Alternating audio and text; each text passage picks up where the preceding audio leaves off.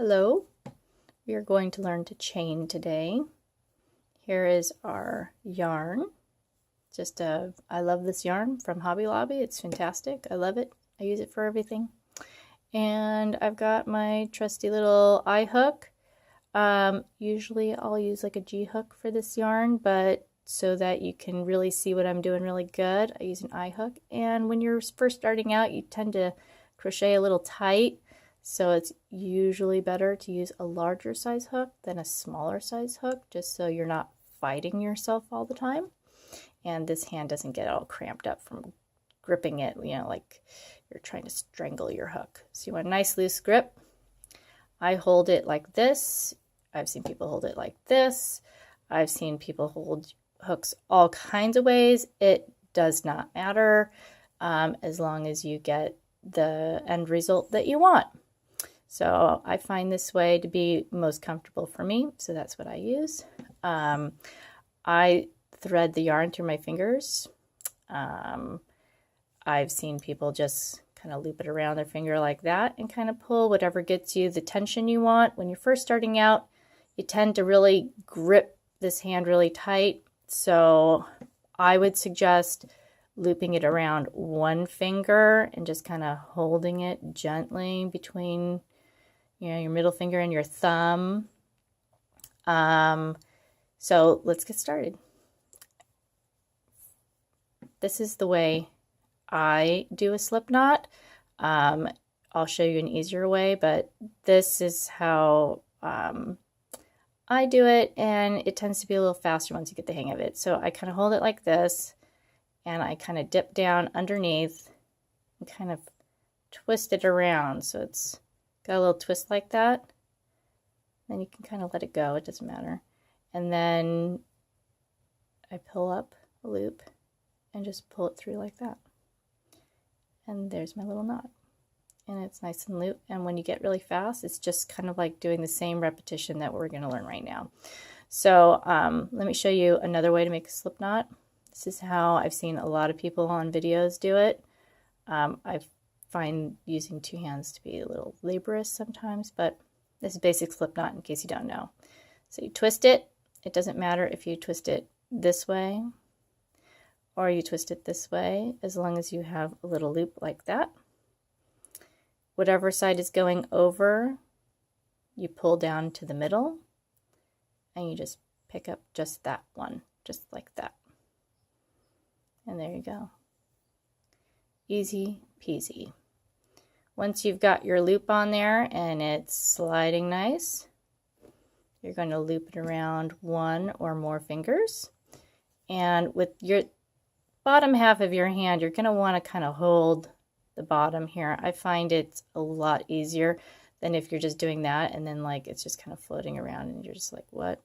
You're going to have to learn how to grip it with these bottom fingers, which for some people is a little harder than others. So you're going to pinch. My hands are shaking a little bit. I had too much coffee.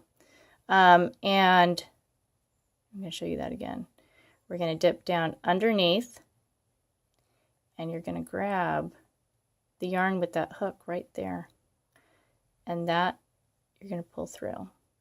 Now you're going to want to make sure that this hand right here is not holding onto the yarn so tight that it won't let it go, or else you're going to do this and you're not going to get it through the hole, and it's going to be a pain and you're going to be like, what the hell, what's going on? You're going to want this loose. So if you even have to let it go, let it go. Hold the bottom with your fingers, dip down, and just let it fly through. Down, fly through. And you may end up with big loops like this to start, and you may end up with then smaller ones. Don't worry about that. The more you do it, the more even you will become, and the easier it will be. And you'll realize your hand will automatically start adjusting for the tension, and your hands will start to work together. At first, you'll be thinking so hard about getting it through that loop that your hands will tense up, and this hand will get all tense, and this hand will get all tense, and you'll have a hand cramp before you've done 5 slip stitches. Don't do that. Try and relax. If you have to have a glass of wine, if you're over 21, then do that. Take a breath, relax. Think of it as kind of like a form of meditation, and you're just going to be going through and through like that. So it's, let me slow it down, down, under, catch it, and go through. If you really mess up and you do one that's, ooh, super uber tight like that, you can always take out your hook, pull it out to wherever you want, stick your hook back into this loop, and start again. There's no messing up. Just rip it out. Rip it, rip it, rip it.